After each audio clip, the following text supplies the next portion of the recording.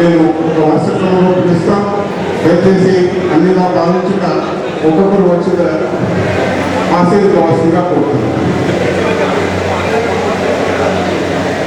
Shri naval Kishan Goud గారిని, senior citizen association అధ్యక్షులైనటువంటి శ్రీ హరి అశోక్ కుమార్ గారిని, శ్రీ పడాల శ్రీనివాస్ గారు మాజీ టీఆర్ఎస్ పార్టీ అధ్యక్షులు, శ్రీమతి శ్రీ వాసాల వెంకటేశ్వర గారు, అదేవిధంగా మాజీ తెలంగాణ రాష్ట్ర మహాసభ ఉపాధ్యక్షులు, మాజీ ఆర్యవైశ్య సంఘ అధ్యక్షులు, మా అందరికీ స్ఫూర్తిదాయకమైన సోదరుడు శ్రీ పుల్లూరి సత్యనారాయణ గారు, అదేవిధంగా సోదరుడు శ్రీ ఎల్లగంతుల రవి గారు, శ్రీనివాస్ గారు, సీనియర్ కాంగ్రెస్ నాయకులైనటువంటి శ్రీ గాజుల రాజేందర్ గారు, ఉప్పల్ అశోక్ గారు, శ్రీ తాటిపర్తి దేవరేంద్ర గారు కోరుతూ మరి ఇప్పుడు పడుచూరి చెన్నయ్య మేస్త్రి గారు దయచేసి వేదిక ముందుకు రావచ్చు.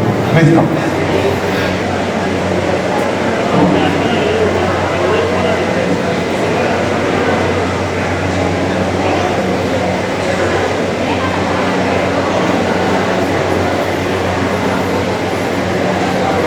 సోదరుడు శ్రీ బొర్ల అంజన గారు,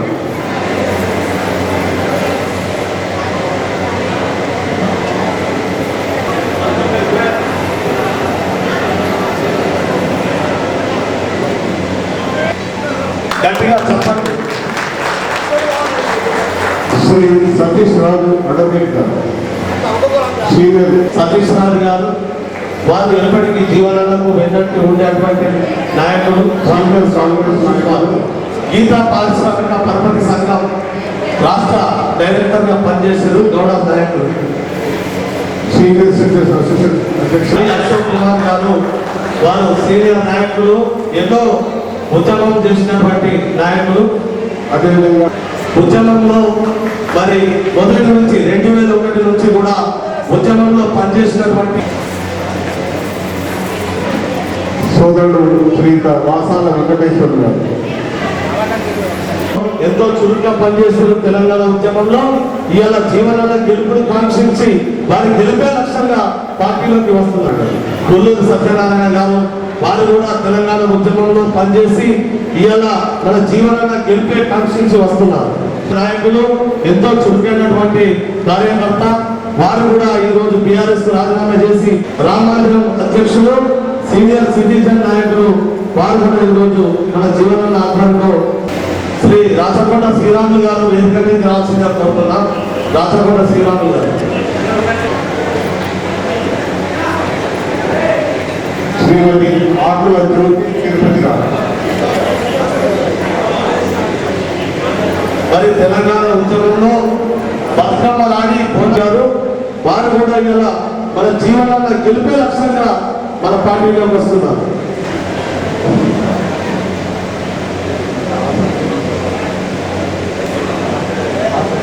గాజుల ప్రతాప్ గౌడ్ గారు 3వ వార్డు నాయకులు, టీఆర్ఎస్ రాజీనామా చేసి ఉద్యమం నుంచి పనిచేసినటువంటి నాయకులు ఈ రోజు మన జీవన ఆధ్వర్యంలో చేరుతున్నారు. సుడుపురం కిషోర్ గారు కూడా మరి తెలంగాణ ఉద్యమంలో కానీ పార్టీ కూడా ఆహ్వానించి కష్టపడ్డవారు. పల్లూరు సత్యం గారు, శ్రీయుత చిట్యాల నారాయణ గారు, దయచేసి వేదిక నలుగురు భాస్కర్ నట్ట గారు,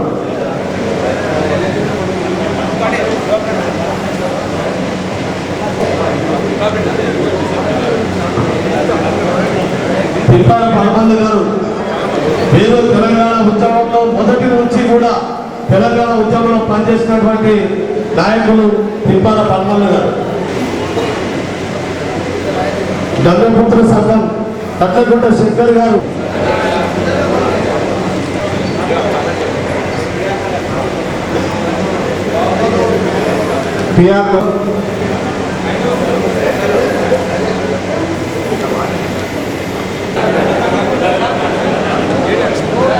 బాలోజీ సత్యం గారు బాలోజీ సత్యం గారు తెలంగాణ ఉద్యమకారులు, విశ్వకర్మ నాయకులు పార్టీలోకి ఆహ్వానిస్తున్నారు.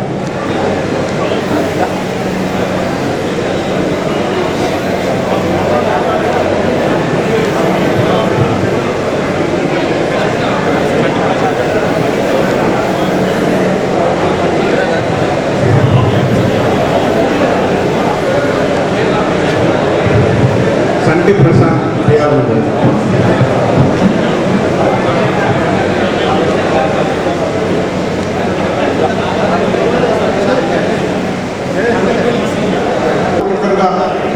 సమావేశంలో మన ముఖ్య అతిథి సందేశం తదుపరి వారిని ఆహ్వానించడం జరుగుతుంది.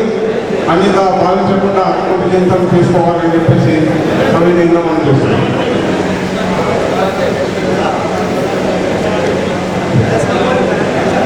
కూర్చోండి ప్లీజ్. వేదికలను వాసని ఆహ్వానించాలంతా దయచేసి కూర్చోండి ప్లీజ్.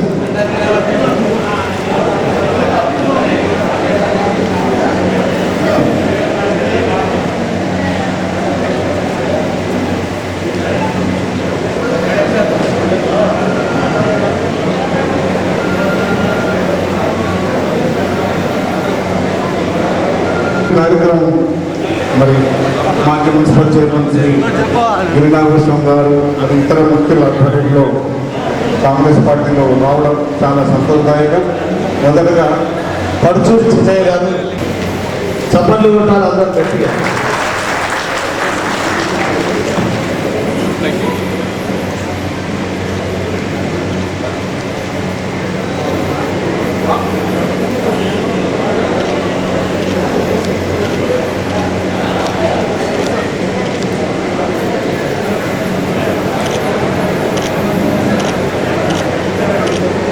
మాజీ మున్సిపల్ చైర్మన్ భవిష్యత్తు రామమూర్తి దేశాయ్ గారిని మరొకసారి పార్టీలకు ఆర్థిక స్వాగతం చెప్తూ వారి సందేశం ఇవ్వాల్సిందిగా కోరుతున్నాను.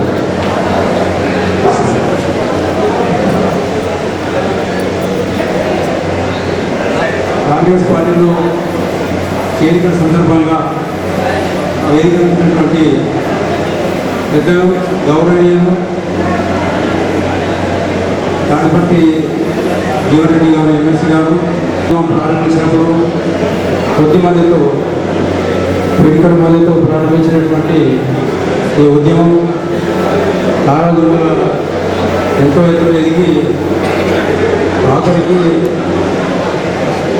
కాంగ్రెస్ పార్టీ సోనియా గాంధీ గారు తెలంగాణ ఇచ్చిన తర్వాత మరి మా యొక్క అప్పుడున్నటువంటి నాయకులు వార్తలతో పార్టీ స్థాపించి తెలంగాణ ప్రభుత్వం ఏర్పరిచే అధికారంలో 10 సంవత్సరాల కాలంలో ఉన్నా కానీ మన ఉద్యమకారులకు పార్టీలో పనిచేసినటువంటి కార్యకర్తలకు కానీ ఎవరికి కూడా సరైనటువంటి గుర్తింపు కానీ లేక వారికి పదే పదే అడిగినా కానీ ఎటువంటి వారి అభివృద్ధి కొరకు పాటుపడక స్వార్థం కోసమైన కార్యక్రమం చేసుకొని ఈరోజు అహంకారంతో వాటితో విసిగి వేశారిపోయి ఆ పార్టీని వదిలి ఈరోజు మరి మన జగిత్యాల నాయకుడైనటువంటి జీవరెడ్డి గారి సమక్షంలో కాంగ్రెస్ పార్టీలో చేరి మమ్మల్ని ఆదరించినందుకు వారి స్టూడియో తెలియజేసుకుంటూ మన భవిష్యత్తులో వారు ఇదివరలో ఎలాగైతే మంచిగా పనిచేసారో అదేవిధంగా చేసుకుంటూ మన ప్రతి ఒక్కరిని ఆదరించాలని కోరుకుంటూ నాకు ఈ అవకాశం ఇచ్చినందుకు మీ అందరికీ కృతజ్ఞతలు చేసుకుంటూ సెలవు. ఈరోజు మరి ఎంతో శుభదినం.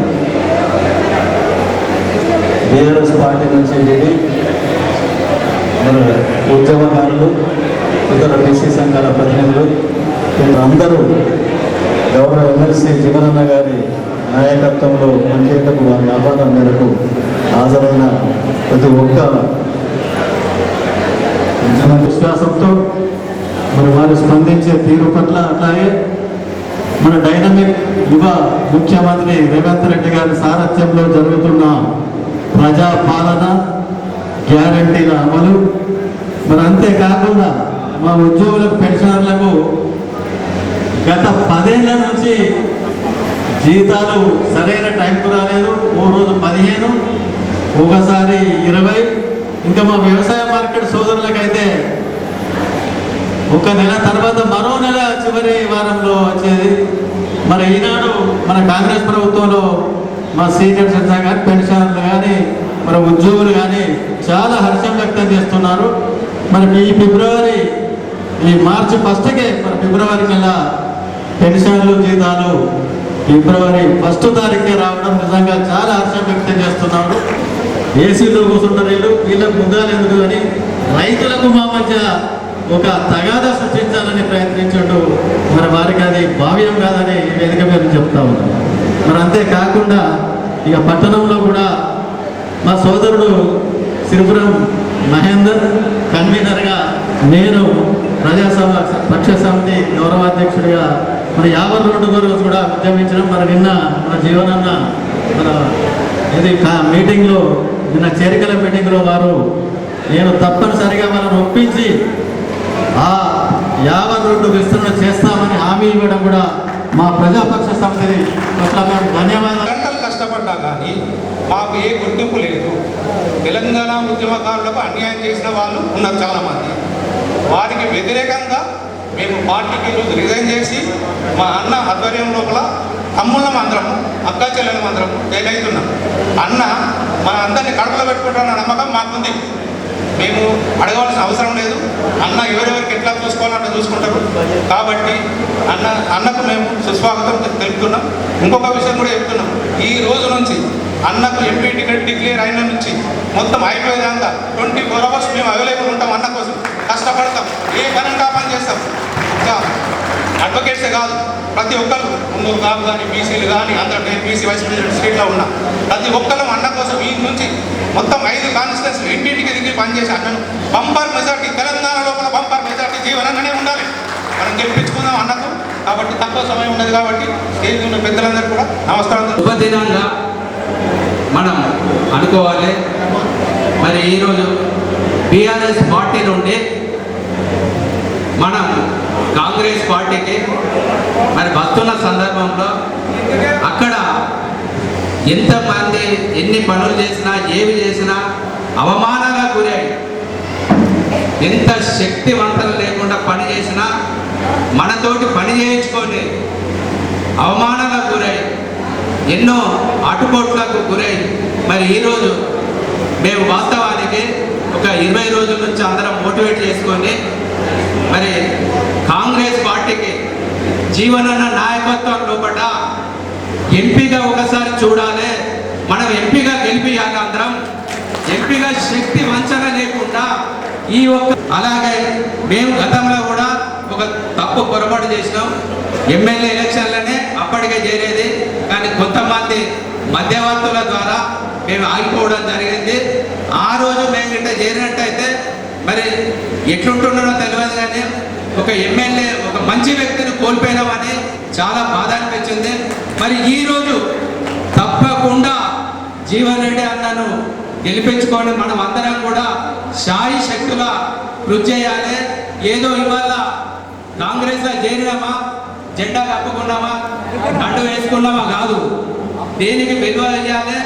జీవనాన్న వేసి నమ్మించి మమ్మల్ని టీఆర్ఎస్ పార్టీలోకి తీసుకొని మరి వాళ్ళు చేసింది ఏమి ఉందా అంటే కేవలము గత ప్రభుత్వము వారి యొక్క కుటుంబ సంక్షేమం కోసం, వాళ్ళ రాజకీయ జీవితం కోసమే పాటు పడేరు తప్ప ప్రజల జీవితంలోకి ఎలాంటి చొరవ తీసుకోలేదు. ఇంకొకటి ఏంటంటే, నిజంగా ప్రజా పాలన అంటే ప్రజల మధ్య ఉండి పరిపాలన సాగించాలి తప్ప ఫామ్ హౌస్లో ఉండో, ప్రగతి భవన్లో ఉండో మరి పాలన చేసేటువంటి ప్రభుత్వాన్ని ప్రజలు నచ్చక ఈరోజు గద్దెదిచ్చినటువంటి సందర్భాన్ని మీకు తెలియజేస్తాను. అభివృద్ధి కార్యక్రమాలు టెక్నాలజీ ప్రకారం పోయేటువంటి ఒక నాయకుడు కాబట్టి మరి వారికి అన్ని టెక్నికల్ నాలెడ్జ్తో ఏ కార్యక్రమాలు ఉన్నా చేస్తారు కాబట్టి వారు నష్టం చెయ్యరు అనేటువంటి ఆలోచనతో మరి ఈరోజు మేమంతా కూడా మరి వేరే పార్టీలో వేసరిపోయి విసిగిపోయి మరి అందరం కూడా కలుసుకొని ఒక్క నిర్ణయానికి వచ్చి మరి మంచి నాయకుడు కావాలా, మంచి పార్టీ కావాలా, మనం గెలిపిద్దాం, మన సాయశక్తిలా కృషి చేద్దాం, తప్పకుండా మరి జీవనాన్ని గెలిపిస్తామని చెప్పేసి ఈ సభాముఖంగా నేను మనవిస్తూ మరి ఈ అవకాశం ఇచ్చినటువంటి పెద్దలకు నా నమస్కృతి. ఈ ప్రాంత ప్రజల మనసును దోచుకొని ఒక పెద్దన్నగా ఉంటున్నటువంటి గౌరవనీయులు అన్న జీవన్ రెడ్డి గారు, అదేవిధంగా బీఆర్ఎస్ నుంచి కాంగ్రెస్ పార్టీలో చేరినటువంటి మాజీ మున్సిపల్ చైర్మన్లో పెట్టుకొని పెంచుకుంటారని చెప్పి ఈ సందర్భంగా తెలియజేస్తూ, మరి ముఖ్యంగా వేదికపై ఉన్నటువంటి పెద్దలందరూ కూడా కాంగ్రెస్ పార్టీ సిద్ధాంతాన్ని ఇంటి ఇంటికి గడప గడపకు తీసుకుపోయి కాంగ్రెస్ పార్టీ ఉన్నతికి పాటుపడుతున్నటువంటి నేను భావిస్తా ఉన్నాను. గతంలో 1947 దేశ స్వతంత్రం కొరకు స్వతంత్ర సమయోధులు ఆ రోజు ఉన్నటువంటి ఆంగ్లేయులు తరుపు కొట్టి దేశ స్వతంత్ర సమయోధులుగా ఏ విధంగా దేశంలో కీర్తించబడ్డారో అదేవిధంగా అనుక్షణం తెలంగాణ ఉద్యమ ధ్యేయంగా తెలంగాణ కొరకు గల్లీలైనా, ఢిల్లీలైనా, సందులైనా, చౌరస్తకడైనా తెలంగాణ జై తెలంగాణ అంటే మరి ఆ రోజు తన యొక్క జీవితాన్ని బలంగా పెట్టి నాటిని దెబ్బతిని పోలీస్ స్టేషన్లో ఉండి అనేక మార్లు దెబ్బతిని రోడ్ల పైన దిక్కు లేకుండా అన్నాదుగా ఆర్తించి ఈరోజు తెలంగాణ ఉద్యమంలో పాలు పంచుకొని దాదాపు 1300 మంది విద్యార్థులు చనిపోతే ఆ యొక్క మరణాన్ని తట్టుకోలేక తెలంగాణ ఉద్యమంలో పాల్గొని ఈరోజు తెలంగాణ రాష్ట్రంలో కేసీఆర్ నాయకత్వంలో ఏం లేదు, శూన్యమైనటువంటి ఒక విషయాన్ని గుర్తుంచుకొని ఈరోజు కాంగ్రెస్ పార్టీలో చేరినందుకు నిజంగా కూడా శిరస్సు వంచి విధంగా కూడా ఈ ప్రాంతం నుంచి పెద్ద ఎత్తున గెలిపిస్తారనే ఆశాభావం ఈ వేదిక ద్వారా నేను ఇలా కనపడతా ఉంది. సోదర స్నేహితుల ఈ ప్రజాస్వామ్య దేశం పూర్వక నమస్కారం తెలుపుతూ పెద్దలు స్టేజ్ మీద ఉన్నటువంటి పెద్దలకు ముందున్నటువంటి మనము బీసీలము ఇన్నేళ్ళు పోరాడినా కానీ ఏ పార్టీ కూడా మనకు అసెంబ్లీలో మనకు కులగణన చేపట్టలేదు. ఇప్పుడు మనకు కాంగ్రెస్ పార్టీ కులగణన చేపట్టినందుకు కాంగ్రెస్ పార్టీకి నా బీసీ సంఘం నేను జిల్లా అధ్యక్షురాలుగా హృదయపూర్వక ధన్యవాదాలు తెలుపుతూ, అలాగే మా ఇన్ని సంవత్సరాల పోరాటంలో జాతీయ అధ్యక్షుడు జాజుల శ్రీనివాస్ గారు ఎంత పోరాటం చేసినా గల్లీ నుండి ఢిల్లీ దాకా పోరాడినా కానీ ఏ పార్టీ కూడా మనకు బీసీ కులగణన చేపట్టలేదు. ఇప్పుడు మన కాంగ్రెస్ పార్టీ చేపట్టినందుకు నా హృదయపూర్వక ధన్యవాదాలు. కాబట్టి వాళ్ళ చేరికలు ముందుగా ఉంది. ఆ తదుపరి మరి వేచి చూస్తున్నటువంటి సోదరులందరూ కూడా జీవన అందించిన తర్వాత జీవనాన్ని అందరికీ పార్టీలోకి ఆహ్వానిస్తాడు. కాబట్టి దయచేసి ఓటు వహించాల్సిందిగా మరి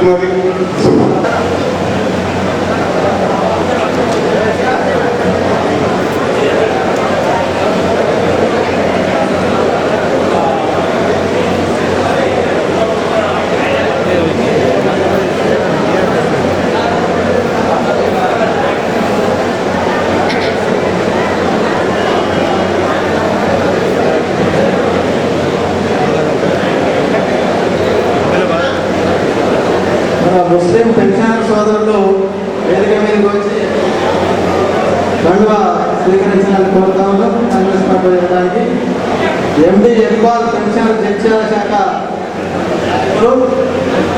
అలాగే ఎండి యాకూబ్ హుస్సేన్ పెన్షనర్ నాయకులు, సయ్యద్ యూసుఫ్ గారు పెన్షనర్ నాయకులు, జాఫర్ ఎండి కాంట్రాక్టర్ గారు, అలాగే ఎండి అక్బర్ పెన్షనర్. ఆ తరఫున మేము పార్లమెంట్ ఎన్నికలకు మా కులం తరఫున మేము చాలా అందరూ రావడం జరిగింది. ఈ పార్లమెంట్ ఎన్నికలలో జీవనాన్ని బలపరిచి గెలిపించడానికి మేము అందరం ప్రత్యేకించి కృషి చేద్దామని అనుకుంటూ, అలాగే మాకు గత ప్రభుత్వంలో కూడా మాకు ఏదైతే స్కీములు ఉన్నాయో ఆ స్కీములు కూడా మాకు సరిగా ఏది కూడా అందలేదు. ఆ స్కీములు కూడా ఇందులో ఉద్యమకారులు కూడా చాలా మంది ఉన్నారు. వాళ్ళందరికీ కూడా స్వాగతం తెలియజేసుకుంటూ, నిజంగా కూడా తెలంగాణ రావడానికి ముఖ్య కారణమైన కళాకారులను కూడా విస్మరించిన బీఆర్ఎస్ పార్టీ నుంచి తెలంగాణ ఇచ్చిన కాంగ్రెస్ పార్టీకి రావడం ఈరోజు సుముఖత చూపినందుకు మీరందరికీ కూడా ధన్యవాదాలు. నిజంగా సోనియా గాంధీ దయ వల్లనే కాంగ్రెస్ పార్టీ దయ వల్లనే తెలంగాణ వచ్చింది. కానీ తెలంగాణ వచ్చిన తర్వాత ఏ ఒక్కరికి కూడా న్యాయం జరగలేదు. ప్రతి కళాకారులకు మొదలు పెడితే రైతులకు కానీ విద్యార్థులకు కానీ మన ఉద్యోగాలు మన నీళ్లు మన నియామకాలు అన్నారు, ఏది కూడా మనకు రాలేదు. అది అలాగే తెలంగాణను అప్పుల పార్టీగా అప్పుల రాష్ట్రంగా మార్చిన ఘనత బీఆర్ఎస్. అలాంటి పార్టీని వదిలి ఈరోజు కాంగ్రెస్ పార్టీలో జాయిన్ అవడం, ప్రజా క్షేత్రంలో ప్రజా పాలనలో నడుస్తున్న కాంగ్రెస్ పార్టీలో రావడం, ప్రజలకు న్యాయం చేసే పార్టీకి రావడం అనేది నిజంగా సంతోషంగా. చేరేటువంటి మనందరికీ కూడా పార్టీకి జీవనకు సంధానకర్తగా వ్యవహరిస్తున్న సంతోషం లేదు. గిరినాథ సంఘంలో ఎంతో సంతోషం.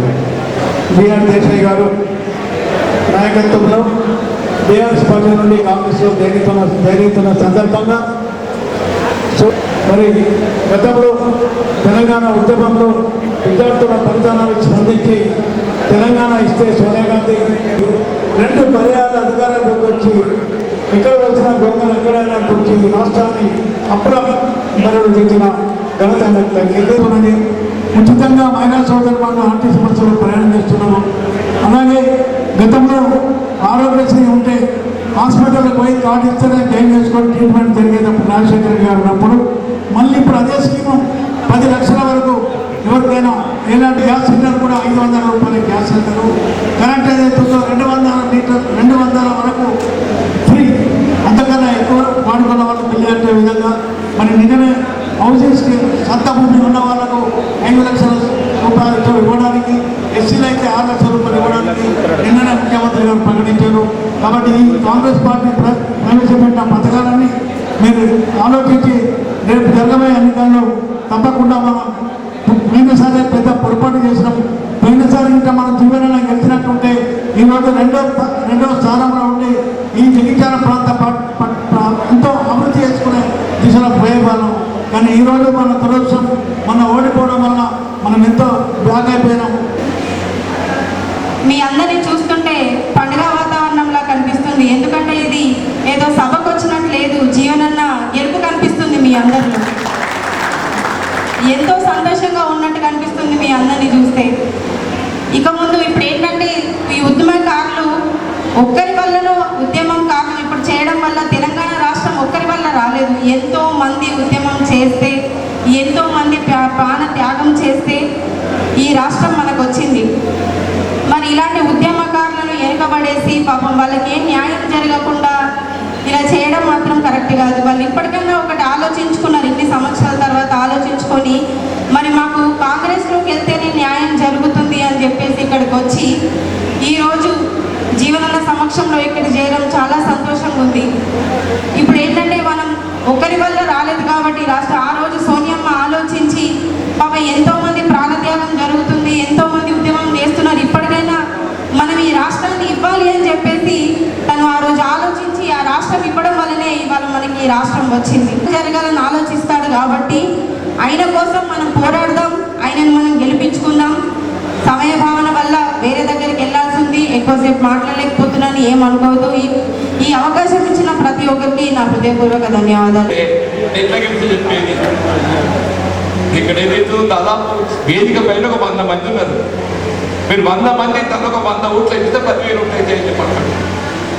అంటే మీరు మీ సహచర కార్యకర్తలతో కలుపుకున్నట్టయితే కనీసం ఒక 10,000 ఓటును మీరు ఏదైతుందో మరల్చగలిగేటువంటి శక్తి ఉన్నటువంటి ఒక నాయకుల వల్ల కాంగ్రెస్ పార్టీలో చేరుతున్నామని చెప్పారంటే దీంతో నాకు అర్థమవుతుందని చెప్పారు.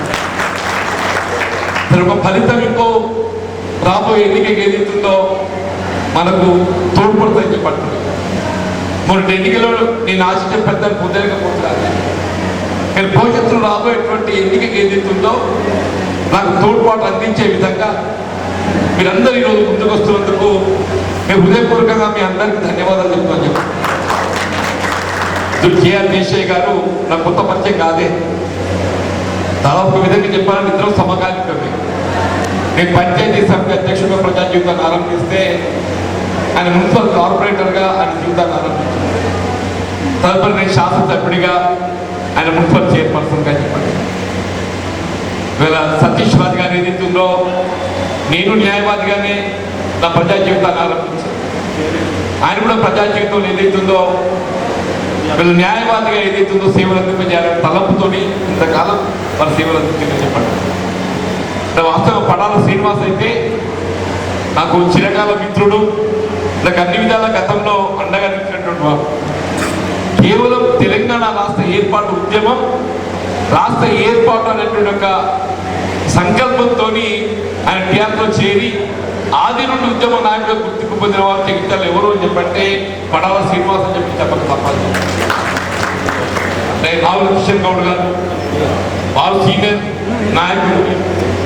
అంటే ఆరంభంలో కాంగ్రెస్ పార్టీ ద్వారా వారి జీవితాన్ని ఆరంభించి తదుపరి మారిన పరిస్థితులకు అనుగుణంగా ఇప్పుడు రాజేశ్వర్ గౌడ్ గారికి ఎప్పుడైతే టీడీపీ టికెట్ రావడం జరిగిందో సామాజికంగా బలహీన వర్గాలకు చెందినటువంటి అభ్యర్థి అయినటువంటి భావనతో మరి టీడీపీలో చేరడం అప్పటి నుండి ఏదైతుందో మరి ప్రజా జీవితంలో కొనసాగుతుందని చెప్పారు.